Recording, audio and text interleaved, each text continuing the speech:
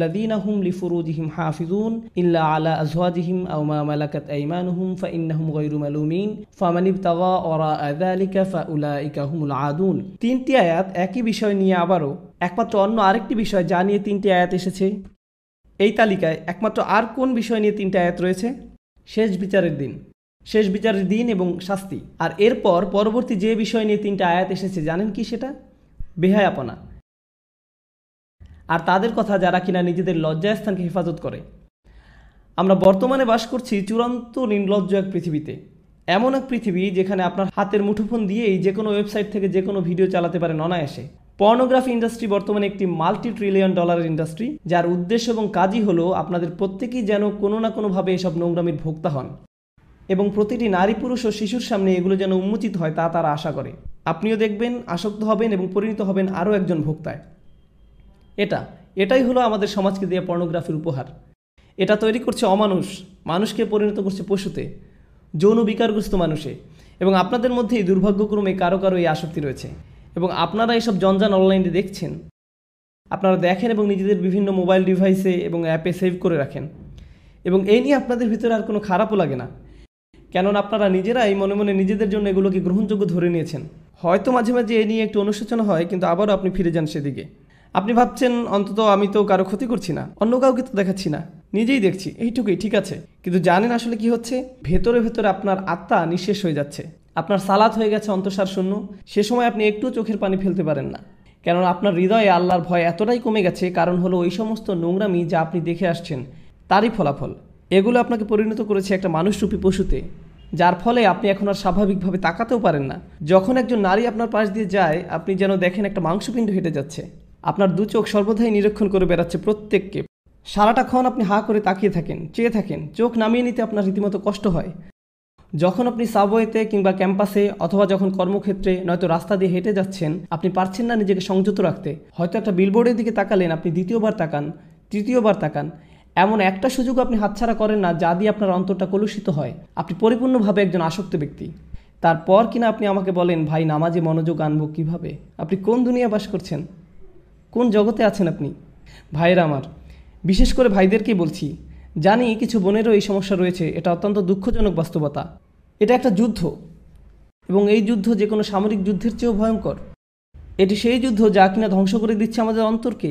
এই জিনিস আমাদের ঘর পর্যন্ত প্রবেশের পথ করে নিচ্ছে, রাস্তা বানিয়ে নিচ্ছে। আচ্ছা, আমিও চাই আমাদের সন্তানদেরকে এসবের হাত থেকে যত দূর সম্ভব বাঁচাতে, কিন্তু যখন আমার সন্তান স্কুলে যায়, সেটা ইসলামিক স্কুলই হোক না কেন, খুবই উজ্জ্বল সম্ভাবনা রয়েছে যে কেউ একজন হতে পারে তারই এক বন্ধু তার আইপ্যাড বা অনুরূপ কোনো মোবাইল ডিভাইস নিয়ে এসে বলবে, দেখো দেখো সবাই। এটা খুবই বাস্তব একটা চিত্র, মোটেই কাল্পনিক কিছু নয়। এজন্যই আমাকে আমার সন্তানদেরকে প্রস্তুত করতে হবে এই কুৎসিত কদাকার জগৎ সম্পর্কে, যার মুখোমুখি তারা হবেই এক সময়। এর থেকে পালানোর আর কোনো পথ নেই, আসলে কোনো মুক্তি নেই। আপনারা ইসলামিক লেকচার দেখছেন ইউটিউবে, নিশ্চয়ই দেখে থাকবেন যে সেখানে যে কোনো ভিডিওর পাশ দিয়ে ফলো আপ ক্লিপগুলো দেওয়া থাকে, তার মধ্যে একটা না একটা বাজে জিনিস থাকবেই। আর আমার মনে হয় না এটা নিছক দুর্ঘটনা। এমন না যে সব কিছুতে আমি ষড়যন্ত্রের গন্ধ পাই, তবুও আমি মনে করি না এগুলো এমনি এমনি হচ্ছে। আর আপনাদের বেলায় আসলে কি হয়? আপনি একটা ভিডিও দেখছেন, পাশে একটা বাজে জিনিস দেখে ক্লিক করলেন, আবার আরেকটাই ক্লিক করলেন, আবার আরেকটাই ক্লিক করলেন, শেষ পর্যন্ত গিয়ে ওইসব জঘন্য কিছু একটা আপনি দেখে ফেললেন। ওয়াল্লাযীনা হুম লিফুরুজিহিম হাফিজুন। বিশেষত যখন এই লজ্জাস্থানের ব্যাপার আসে তারা তা হেফাজত করে। ভাই, আমার জন্য কি সমাধান? আমার কি বিয়ে করে ফেলা উচিত? দেখলেন না ওই দিন যেমন একজন জিজ্ঞেস করলো, আমি কিভাবে এখনই বিয়ে করতে পারি? না রে ভাই, এই জিনিসের সমাধান বিয়ে নয়। আপনি যদি একজন যৌন বিকারগ্রস্ত হয়ে থাকেন, তবে বিয়ের পরেও আপনি তাই থাকবেন। আপনার এখনই লজ্জা না থাকে তো বিয়ের পরেও আপনার লজ্জা থাকবে না। সত্যি। আপনি ভাবছেন বিয়ের মাধ্যমে আপনার সমস্যা শেষ হবে? না, আপনার সমস্যা বিয়ে নয়, আপনার সাহায্য দরকার। আপনাকে এসব বন্ধ করতে হবে। আপনার নিজেকে এভাবে কষ্ট দেওয়া থামাতে হবে, নয়তো আপনার ভেতরে আর কিছুই অবশিষ্ট থাকবে না। কদিন আগে একটা ইমেল পেলাম একজন টিনেজ বালকের থেকে, যে কিনা পর্নোগ্রাফিতে আসক্ত। নামবিহীন ইমেল। সে লিখেছে, আমি নিজেকে মেরে ফেলতে চাই, আমি পারছি না বন্ধ করতে। আমি 11 বছর বয়স থেকে এগুলো দেখছি, আমার বাবা মা কিছু জানেন না, আমি এগুলো পড়ি আর কাঁদি। কারণ এই ছেলে তো একা নয়, এরকম লক্ষ লক্ষ মুসলিম ছেলে মেয়ের আজ এই অবস্থা, লক্ষ লক্ষ। আমাদের ওদেরকে সাহায্য করতে হবে, যা কিছু পারি তাই করতে হবে। এগুলো প্রতিরোধ করার জন্য আমাদের $1 ট্রিলিয়ন বিজ্ঞাপন ব্যবস্থা নেই। আর এটাও আমার জন্য বলাটাও বাস্তবসম্মত হবে না যে এইসব ফেসবুক, ইউটিউব, টুইটার, ইন্টারনেট এসব হারাম। এটাই বাস্তবতা। এগুলো এখন অক্সিজেনের মতো একটা স্বাভাবিক ব্যাপার। আমরা শুধু যা করতে পারি তা হলো আমাদের তরুণদের সাথে এই বিষয়ে পরিপক্ক কথাবার্তা বলতে হবে এবং তাদের শেখাতে হবে কিভাবে এইসব জিনিসকে মোকাবেলা করতে হয়, এগুলোর ফাঁদে না পড়ে। এখানে যারা প্রাপ্তবয়স্ক আছেন, ইন্ডিয়ান মুভি দেখা বন্ধ করুন ভাই। আপনি কেন এসব লেকচারে অংশগ্রহণ করছেন? কথা বলছেন সালাত নিয়ে, সালাতের গুরুত্ব নিয়ে, অথচ নিজেদের সংযম ধরে রাখতে পারছেন না। মা মেয়ে, স্বামী স্ত্রী, বোনেরা মিলে একসাথে যা ইচ্ছা দেখছেন, কি না দেখছেন। আল্লাহ, থামুন, বন্ধ করুন এসব, থামুন। ওয়াল্লাযীনা হুম লিফুরুজিহিম হাফিজুন, তারা তাদের লজ্জাস্থান হেফাজত করে। লজ্জাস্থানের হেফাজত করা মানেই যে ব্যভিচার জিনা না করা তা কিন্তু নয়। এর মানে সেই সকল জিনিস থেকে বিরত থাকা যা আমাদেরকে ওই প্রলোভনের দিকে ধাবিত করে। তারা লক্ষ্য করে, তারা রক্ষা করে, তারা জানে লজ্জাবোধ হুমকির মুখে পড়ে, তারা বোঝে কিসে তাদের দুর্বলতা এবং আকাঙ্ক্ষা চাহিদা সম্পর্কে। এই তীব্র আকাঙ্ক্ষা আসলে আল্লাহ আমাদের মধ্যে দিয়েছেন এবং সেটা আল্লাহ দিয়েছেন সঙ্গত কারণেই।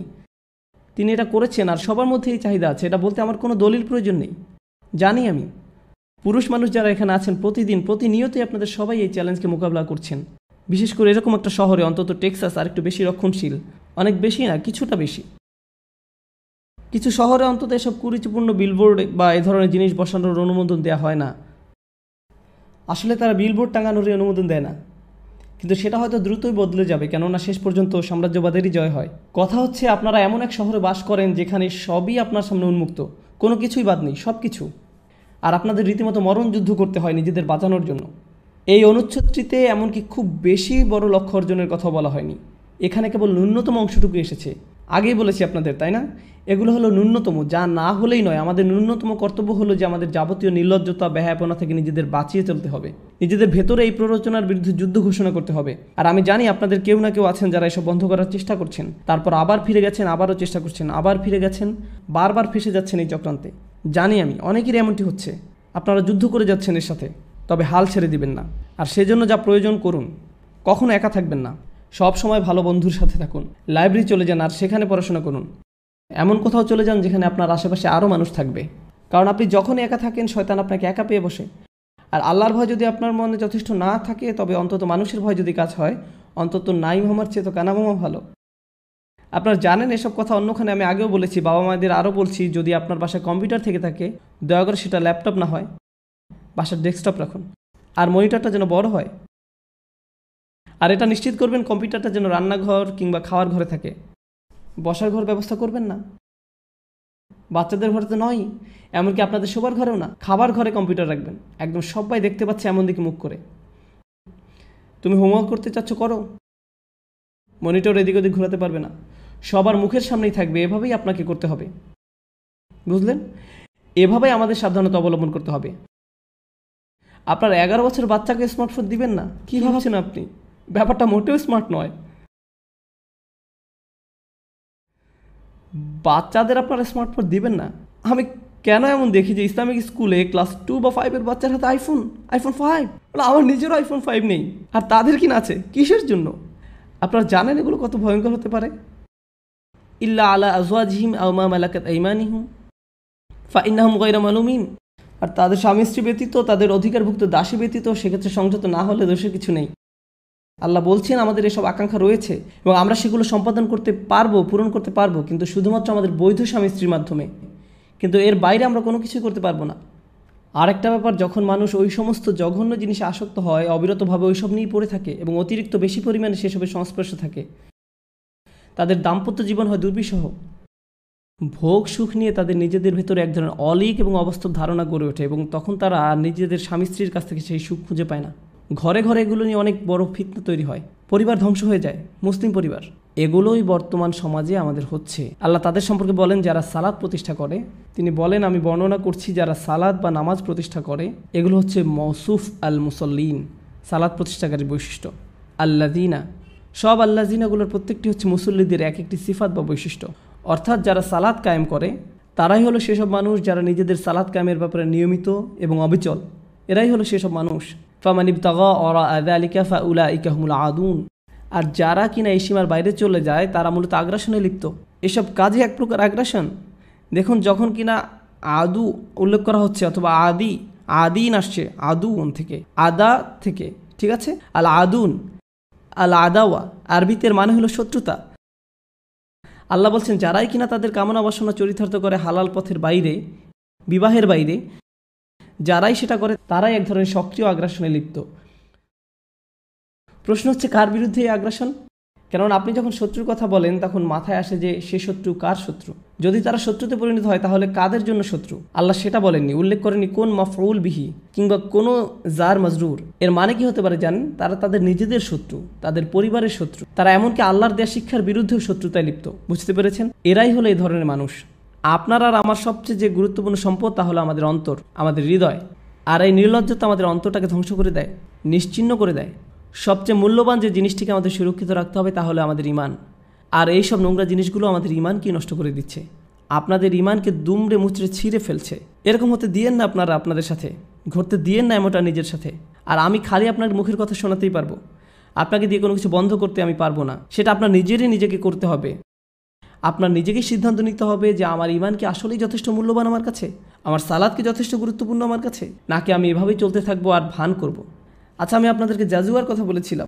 যখন কিনা আপনি পাপের সংস্পর্শে আসেন তখন পুরো ব্যাপারটিকে মোকাবেলা করতে চান না, কোনো রকম এড়িয়ে যান। আর এরকম অনেকেই আসলে আছেন যারা অনেক কিছু শোনেন কিন্তু সেগুলো নিয়ে কাজ করেন না, খালি এড়িয়ে যান। সেক্ষেত্রে আপনিও আসলে জাজুয়া, আপনি মুসল্লিদের অন্তর্ভুক্ত নন, জাজুয়া সম্প্রদায়ের অন্তর্ভুক্ত হবেন না, জাজুইনদের দলভুক্ত হবেন না, যারা কিনা সব কিছু বাদ দিয়ে চলে, যারা কিনা তাদের সমস্যাকে মোকাবেলাও করতে চায় না, এর থেকে পালিয়ে থাকতে চায়, সব সময় প্রলোভনের কাছে হার মেনে নেয়। তারা খুবই দ্রুত সংবেদনশীল হয়। আর এটাই এই অনুচ্ছেদের শুরুর দিকে সুন্দর একটি ব্যাপার, হালুয়া অর্থাৎ সংবেদনশীলতা। সাধারণত আমরা প্রলোভনে সাড়া দিই।